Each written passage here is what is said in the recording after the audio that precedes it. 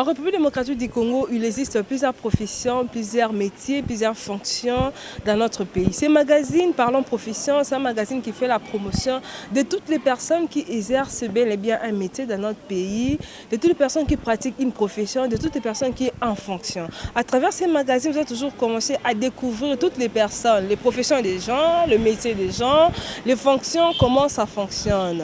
Mais avant de découvrir qui sera notre invité de ces magazines, on suit l'image, on se retrouve tout juste après. Oui, nous avons fait la présentation de mes livres en tant qu'écrivain. Je parlais de 20 livres chrétiens déjà édités et publiés. Et puis, je parlais sur le lot de mes livres, je parlais de 2 livres scientifiques, dont celui de leadership du pouvoir qui est là, et puis un autre livre scientifique, c'est celui d'audit technique des entreprises. Donc, ce livre que je présente ici vient d'un constat. Pendant plus de 20 ans, j'ai exercé bien sûr la profession d'expert comptable. Et avec ça, on nous demandait toujours de faire l'audit administratif et financier. Et ces mêmes entreprises ne se préoccupaient pas de la sécurisation des investissements, c'est-à-dire du patrimoine technique qui donnait naissance à ces entreprises. C'est pour cela que nous avons fait ce livre. Quand nous parcourons un peu ce petit livre qui est l'initiation à l'audit technique des entreprises, nous trouvons qu'il y a eu une problématique qui nous a poussé à préparer ce livre et nous lisons un peu la problématique. La problématique est que pour les entreprises disposant d'un matériel spécifique de production, il est avantageux que le matériel stratégique soit identifié par rapport au matériel ordinaire d'exploitation. Ceci permet à l'entreprise de protéger par l'application de l'audit technique tout matériel qui peut provoquer l'arrêt des activités de l'entreprise ou d'une organisation. Ainsi, pour la sécurisation de toutes les données techniques, il faut que l'outil de précision soit bien distingué de l'outil ordinaire d'exploitation. Ainsi, le matériel stratégique et le matériel ordinaire d'exploitation doivent être distingués. Et tout ce qui est stratégique doit bénéficier de la protection avantageuse au sein de l'entreprise. Et puis, il est à noter que par manque d'un système opérationnel, donc ce qu'on appelle contrôle technique interne, adapté aux réalités techniques actualisées des entreprises, les renseignements de fonctionnement fournis par les différents services techniques sont souvent retardés et différents de situations réelles. Ce retard de communication de la vraie situation technique de l'entreprise ne permet pas aux décideurs de vite agir en cas de défaillance technique grave, d'où souvent arrivent les arrêts d'activité des entreprises concernées, sans même qu'aucune mesure de sauvegarde ne soit prise avant. Et plus grave encore, les erreurs techniques ne sont pas réglementées et sanctionnées par rapport à leurs conséquences immédiates et lointaines sur la vie de l'entreprise. Ceci peut faire qu'un investissement important soit endommagé sans que la responsabilité des uns ou des autres soit engagée. Plus souvent, les bonnes mesures sont prises pour couvrir les risques administratifs et financiers sans pour autant couvrir les risques techniques qui font tomber les entreprises. Le livre reprend d'abord les principes. Il y a des principes d'abord de détermination. Comment déterminer les risques, comment les recenser. Parce que chaque entreprise a des risques techniques différents, de risques qui peuvent être dans une autre entreprise. Et puis, avec notre livre et notre formation, on parvient à distinguer le matériel stratégique de chaque entreprise. Parce que les gens qui ont du matériel d'exploitation ne savent pas distinguer ce qui est stratégique de ce qui est ordinaire. On peut avoir dans une entreprise les ordinateurs qui travaillent, mais on peut avoir un ordinateur assez plus complexe qui a des éléments et des données qui le différencient des autres ordinateurs. Et à ce niveau-là, cet ordinateur devient stratégique. Donc, dans des entreprises, nous avons dans ce livre les méthodes pour distinguer le matériel stratégique du matériel ordinaire. Et ainsi, le matériel stratégique bénéficie d'une protection exceptionnelle. Et c'est la même chose avec les outils de production. Il y a des outils de précision. Si ces outils-là ne sont pas là, les données techniques ne seront pas les mêmes. Et il faut qu'on sache que dans cette entreprise, ça c'est un matériel stratégique, ça c'est un outil de précision. Et ce genre de matériel doivent avoir une couverture de risques assez complexe. Oui, ceux qui n'ont pas connu l'audit technique ont des problèmes de gestion du matériel. Vous savez, les investissements coûtent cher. Si vous avez des investissements constitués des chaînes de machines, ces machines-là sont construites pour une durée de vie bien arrêtée. Mais si on ne pratique pas l'audit technique, la durée de vie de ces investissements ne sera pas respectée.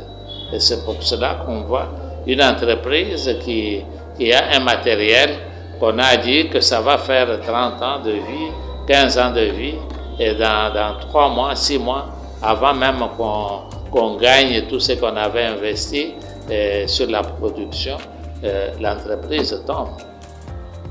Donc, tous ceux qui n'ont pas l'audit technique et qui ont des entreprises industrielles ou de transport, et ces entreprises-là attendent bien leur chute. C'est pour cela qu'on voit même les entreprises de transport.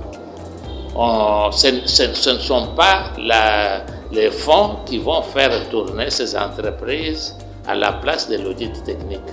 On peut venir faire l'audit administratif et financier, mais si l'audit technique n'est pas appliqué, vous verrez tout un charroi de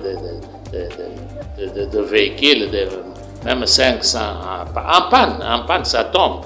Alors que l'argent est là pour les entretenir, tout est là, l'audit est là pour voir si les banques, les caisses travaillent bien, les fournisseurs sont bien payés. Bien, tout est en ligne, mais quand on ne pratique pas l'audit technique, ces histoires tombent. C'est pour cela qu'en Afrique, les entreprises à caractère technique ne résistent pas. Mais ailleurs, ça résiste parce qu'ils ont bien mis en place l'audit technique. Vous venez de suivre les images, je pense que les uns ont compris, les autres s'est dit qui sera encore l'invité. Qu'est-ce que je vous apporte encore aujourd'hui à découvrir? Gardez votre souffle, on va suivre une interview par rapport à l'invitation de la personne, de la profession la personne qu'on va recevoir. Ensuite, à votre avis, on se retrouve tout juste après. Un écrivain, je ne sais pas vraiment donner une définition concrète, mais au moins, en petit mot, ce que je peux dire, c'est un écrivain, c'est celui qui met par écrit les événements d'une société, les vécus d'une société. Sa profession, comme je venais de le dire tout à l'heure, consiste à mettre ce qu'il observe dans la société par écrit, dans les écrits. Aujourd'hui, l'écriture commence vraiment à perdre sa place dans la société, surtout que tout est devenu numérisé. Les gens vont directement dans les Google, dans le YouTube et consorts. Donc la place de l'écriture, le goût de l'écriture, les gens au Congo, chez nous, commencent à perdre cette habitude-là. Donc ce qui veut dire qu'aujourd'hui, les écrivains ne sont plus vraiment connus comme dans les temps, comme on a connu Aimé Césaire et tous ces pionniers de la négritude qu'on avait connus lorsqu'on était encore à l'école. Vous venez les suivre, je pense que les gens ont compris à la maison qui sera notre invité, qui va parler de sa profession aujourd'hui. Mais restez toujours là. Moi et vous, on va vers l'invité pour comprendre qui sera l'invité et on va parler de quoi exactement. Vous venez de suivre les images, vous venez de suivre les interviews de gens par rapport à la personne qu'on va recevoir dans ce magazine Parlons Profession. Comme je vous promets toujours que ce magazine est là pour montrer à la population les professions qui existent bel et bien dans notre pays, ce beau pays, la République démocratique du Congo. Il s'appelle Eli Célestin Mbouyamba Machika, notre invité de ce magazine. Il est docteur en théologie pratique, un ancien expert comptable agréé, formateur diplômé en audit technique, président du conseil d'administration de la Fondation chrétienne d'Alliance et écrivain. On va parler concernant sa profession d'écrivain à qui je dis bonjour, M. Célestin Mbouyamba. Bonjour Hélène. Comment vous allez? Oui, je vais bien. Vous allez bien, vous étant écrivain, avec ce qui se passe dans le monde, tout le monde panique, le coronavirus a paniqué tout le monde. Qu'est-ce que vous pouvez dire par rapport à ça? D'abord, je remercie l'équipe que je reçois chez moi au domicile pour cette intervention où je vais parler de ma profession d'écrivain. Donc, de tout ce qui concerne la panique qui est dans le monde, je sais qu'il y a eu aussi des événements qui ont bougé le monde, comme la Première Guerre mondiale. Et là, la différence était que les infrastructures de beaucoup de pays étaient touchées, étaient bien endommagées. Et il fallait recommencer à zéro pour mettre l'économie au niveau qu'il fallait. La Deuxième Guerre mondiale, c'était la même chose. Mais ce qui est différent avec ce qui se fait maintenant est que nos infrastructures sont intactes. Donc on peut démarrer vite par rapport à ce qu'on a eu comme difficulté pendant la Deuxième et Première Guerre mondiale. Et puis, ce que je peux aussi signaler est que si nous avons l'audit interne actuellement dans le monde, c'était après la Première Guerre mondiale. Il fallait des mesures beaucoup plus contraignantes, beaucoup plus suivies pour que les économies des différents pays se remettent en place. Donc là, il fallait que la gestion soit bien serrée par l'audit. Les experts comptables étaient dépassés et c'est pour cela que eux qui faisaient l'audit externe s'étaient donnés à former un personnel interne. Donc le personnel de chaque entreprise à faire l'audit interne pour pouvoir aider les experts comptables qui venaient pour des travaux beaucoup plus sélectionnés et beaucoup plus déterminés. Donc, cela a fait que l'audit a eu lieu à cause de ça. Et pour le moment, le constat, c'est ce que nous parlerons dans mon petit livre intitulé « L'audit technique sauvegarde des investissements ». Donc, pour le moment, ce qui est comme constat, est que dans notre pays, comme en Afrique, on ne pense pas à faire la couverture technique des investissements. Donc, maintenant, avec tout ce qu'on a eu, si on ne pense pas à faire l'audit technique dans des entreprises à caractère technique aussi, on ne saura pas avancer. Et les choses vont se dégrader encore davantage. Les choses vont se dégrader encore davantage, a dit Élie Célestin Mouyamba, écrivain. À quoi consiste votre profession d'écrivain, M. Célestin? Oui, un écrivain, c'est quelqu'un qui constate les événements et qui partage ses expériences sur ces événements-là avec la population qui l'entoure. La population peut être interne, donc dans un pays, ça peut aller un peu plus loin. Donc le but d'écrire, c'est de partager ce que les autres n'ont pas pu dire, et vous voyez et vous dites. Vous dites et vous écrivez. Oui, c'est ça. C'est ça. Il y avait plusieurs professions. On vous voit, vous pouvez être même avocat, magistrat. Vous avez choisi d'être écrivain. C'était quoi votre motivation? Oui, d'abord, la motivation, c'était quoi? J'ai travaillé du 17 février 1979 au 31 juillet 1998 en qualité d'expert comptable agréé. Cela a fait dans ce domaine-là qu'on écrive beaucoup, on fait beaucoup de rapports. Et puis quand vous auditez les gens, il faut être au-dessus de toutes les personnes que vous auditez. Et quand on auditait, souvent c'était des comptables, c'était des directeurs financiers. Et en audit, il fallait beaucoup lire. Il fallait lire, se documenter. C'est différent de l'inspection qu'on faisait par-ci, par-là.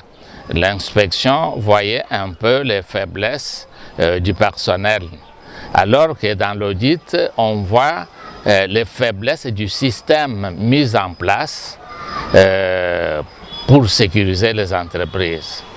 Et pour voir ces faillites-là, ces défaillances, il fallait lire, il fallait se documenter.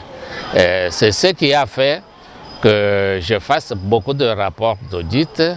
Et cela aussi m'a poussé maintenant à écrire.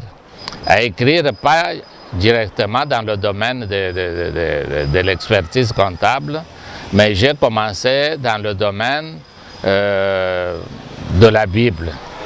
De la Bible parce que depuis l'âge de 24 ans, j'étais déjà évangéliste dans une église.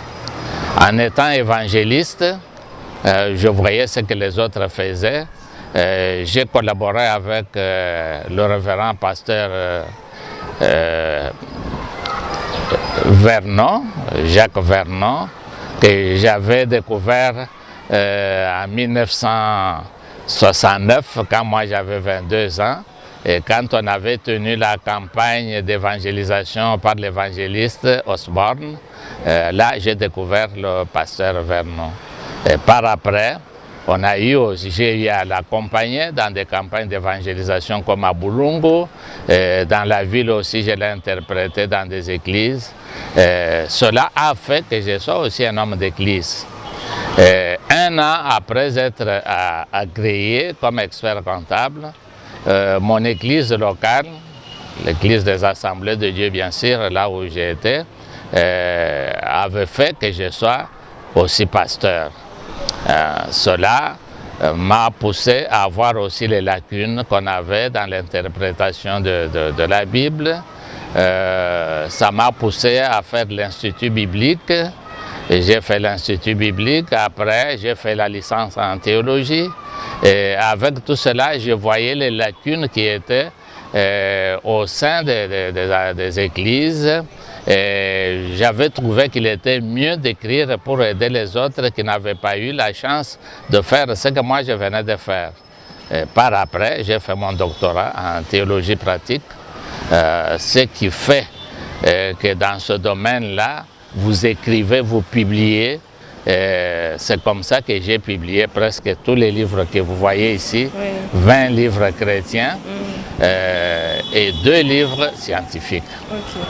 des 20 livres chrétiens et des livres scientifiques et parler de donner le modèle aux autres qui vont en servir pour lire ce que vous avez écrit. Mais comment on devient un écrivain, M. Célestin Bouyamba?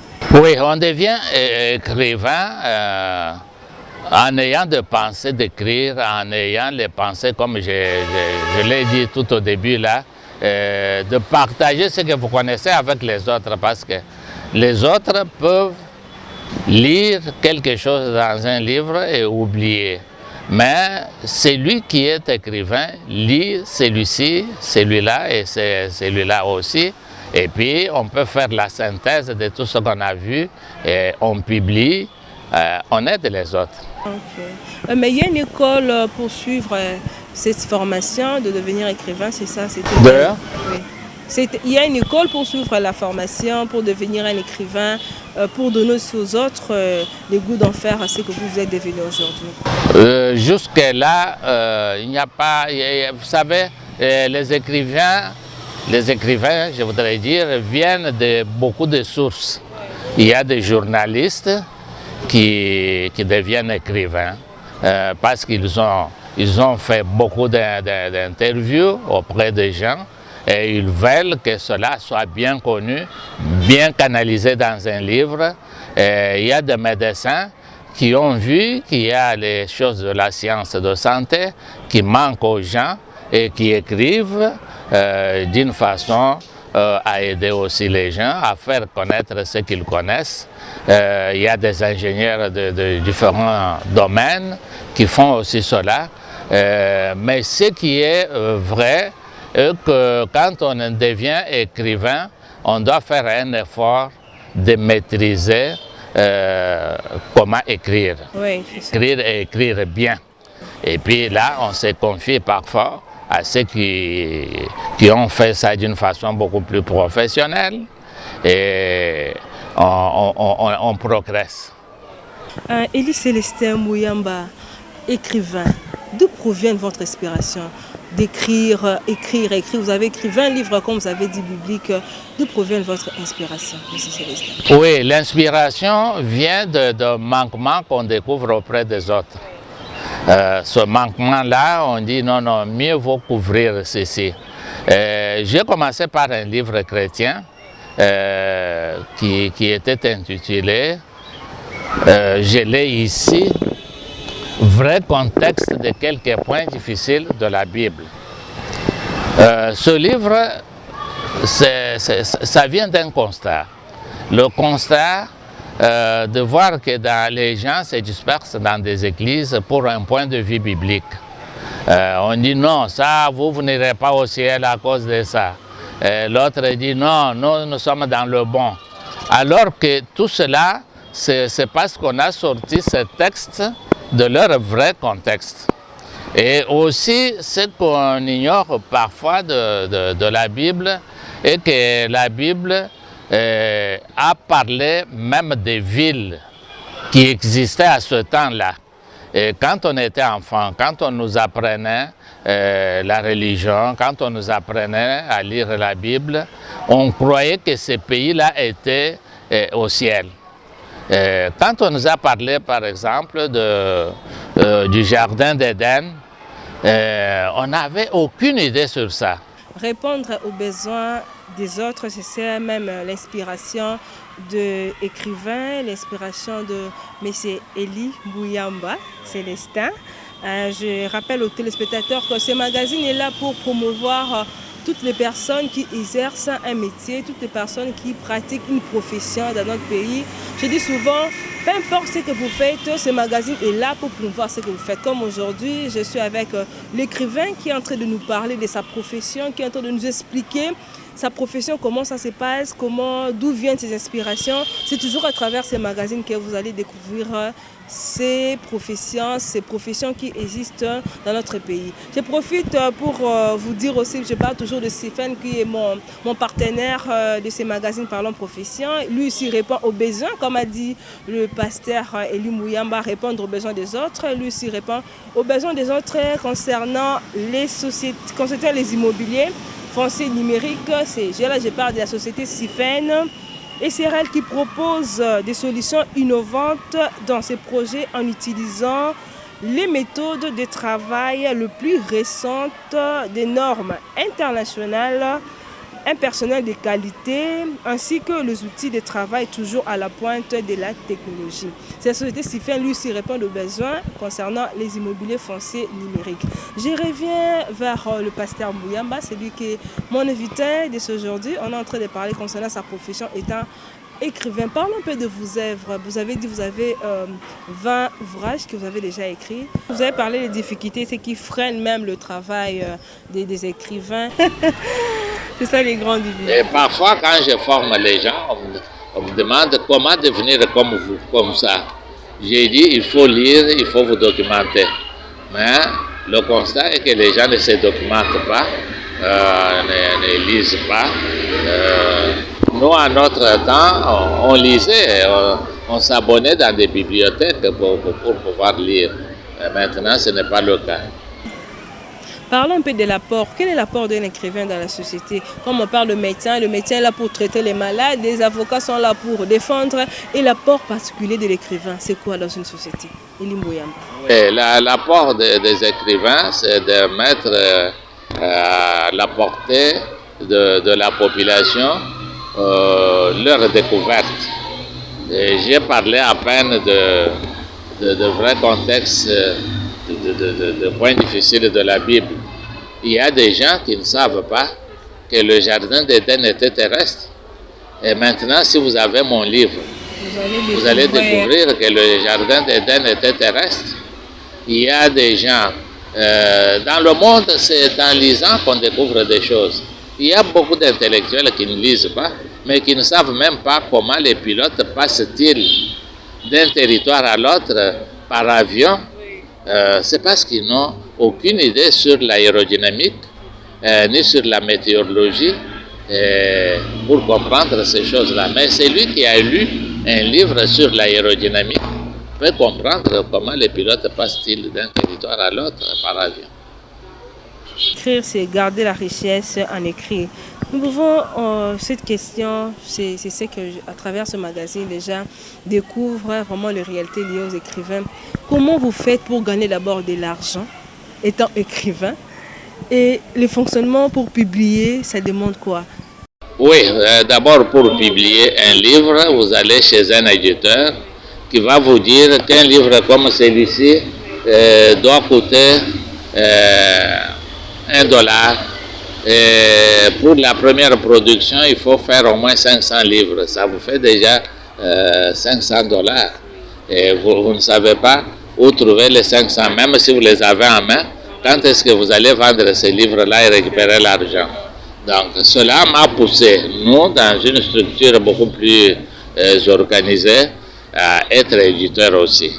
Être éditeur, c'est-à-dire je peux sortir mes 2 livres, mes 5, mes 10, sans contrainte. Et puis je paye mes frais du dépôt légal, de numéro ISBN, donc qui est presque gratuit, on me le donne et puis j'ai publié mes livres. Donc la source, c'est comme je l'ai dit, j'ai eu mes premiers fonds quand j'ai eu ma retraite.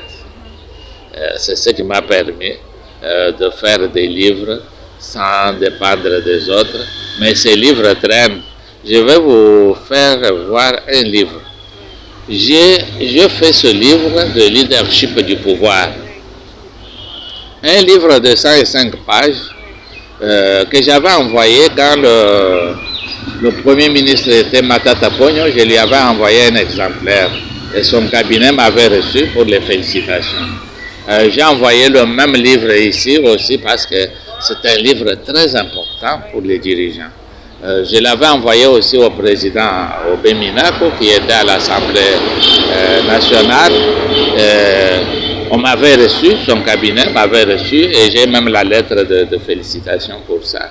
En voyant cela, j'ai fait plus de 200 livres en disant les députés peuvent acheter. Je vous dis que j'ai encore ces livres à la maison. Donc c'est l'argent dépensée et stockée. Alors que le livre mérite d'être lu. Et puis, donc la matière est intéressante. Quand les autres m'ont reçu, c'est parce que le livre n'était pas. Et puis, ce qui est vrai est que chez nous ici, les livres de leadership ne sont pas sur le marché, les livres congolais. Ça vient soit de l'Afrique du Sud ou des États-Unis d'Amérique. Mais nous l'avons fait parce que j'ai eu aussi cette formation de leadership. J'ai fait des recherches sur ça. J'ai fait un livre de 105 pages. Et quand je faisais passer ce livre-là, il y a mes vidéos qu'on a retirées. Donc, quand je faisais passer ce livre à la RTNC2, les gens qui ont suivi, les ministres ont demandé ce livre, on a envoyé. Il y a eu des sénateurs, il y a eu des députés. En dehors de cette catégorie de personnes qui avaient suivi l'exposé du livre, donc j'ai dit non, maintenant les ministres vont acheter, les députés vont acheter. C'est comme ça, ce qui m'avait poussé à publier, à reproduire à reproduire des livres, croyant, on va acheter, mais on n'achète pas. Malheureusement, nous sommes vraiment presque arrivés à la fin de ce magazine. Comme de bonnes choses, ne dire pas trop. Ne dire pas jamais, mais ne dire pas trop. Monsieur Elie Mouyamba Célestin, quelles sont vos ambitions d'avenir étant écrivain? Oui, les ambitions d'avenir, c'est d'écouler d'abord mes livres. D'écouler mes livres, je veux voir quelqu'un qui peut... Dans le passé, j'ai essayé avec un ministre, je lui ai écrit, j'ai présenté le livre de façon qu'on fasse la sortie beaucoup plus avantageuse, mais il m'a fait marcher. Donc maintenant, je vais chercher quelqu'un qui a du poids, qui est dans ce domaine de leadership, avec qui on peut faire la promotion du livre. Ça c'est mon projet. Et puis, un autre projet, c'est que nous avons vu que les livres ne sont pas lus chez nous, alors que le monde anglophone cherche ces livres. Je suis en train de faire traduire, j'ai déjà fait traduire beaucoup de mes livres en anglais avec l'intention d'aller un jour dans un pays anglophone pour quelques mois et faire couler mes livres. Oui. Je pense qu'à travers ces magazines, les gens découvrent la vie des écrivains, comment ils vivent en Afrique et surtout dans notre pays, République démocratique du Congo. Avez-vous un message à adresser aux jeunes qui veulent devenir comme vous, écrivains, et un message aux autorités congolaises avant que je... Oui, d'abord, pour tous ceux qui veulent se faire écrivain, en tout cas, il faut avoir ses propres moyens. Et puis avoir le courage de savoir transmettre les choses en sachant qu'il y a beaucoup de difficultés pour être écrivain chez nous. Mais j'ai fait aussi une petite expérience. Il y a une autorité qui m'avait parlé de Lubumbashi, qu'on achète des livres là-bas. Que c'est un peu différent de chez nous. J'ai fait Lubumbashi et on avait quand même acheté des livres. Pas des livres qui couvraient mon billet aller-retour par avion, qui couvraient mon séjour à l'hôtel, mais c'était une promotion. C'était bien qu'à Kinshasa. J'ai vu aussi la même chose à Likasi, où on a acheté des livres. Quand j'étais à Lubumbashi, j'ai fait un saut.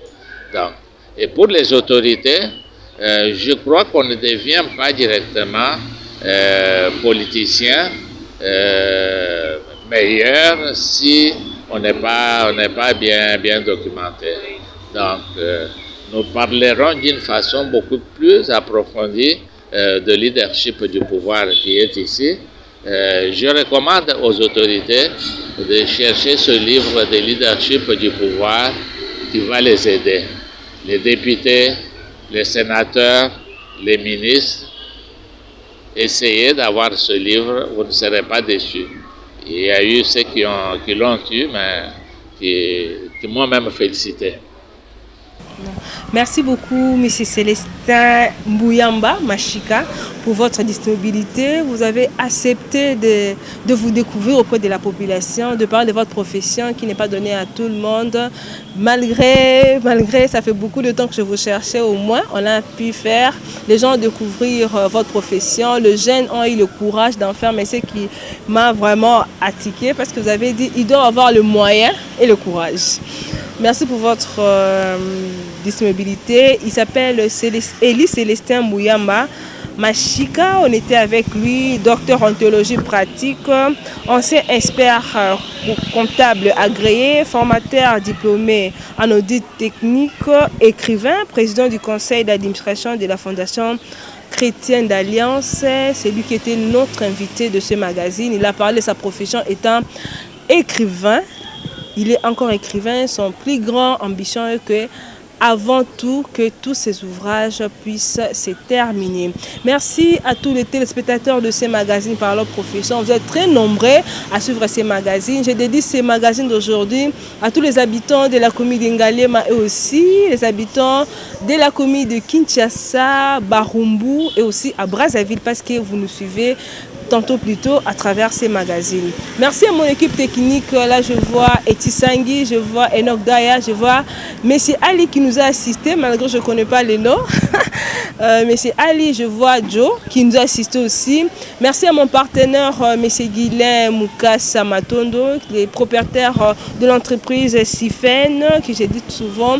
Sifen SRL est là aussi pour proposer des solutions innovantes dans ces projets en utilisant les méthodes de travail les plus récentes, des normes internationales, un personnel de qualité, ainsi que les outils de travail toujours à la pointe de la technologie. C'est la société immobilier foncier numérique.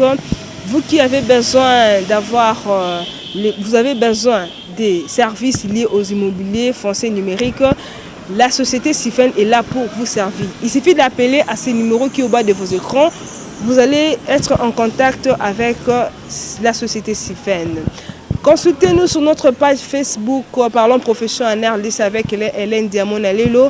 Consultez sur notre chaîne YouTube Parlons Profession en RDC avec Hélène Diamond-Alelo. Vous tous qui veulent promouvoir votre profession, vous tous qui veulent parler de votre fonction, votre métier, ce que vous faites, c'est à travers ces magazines et c'est à vous de parler comme Élie Célestin Mbouyamba a parlé de sa profession. Je vous dis merci.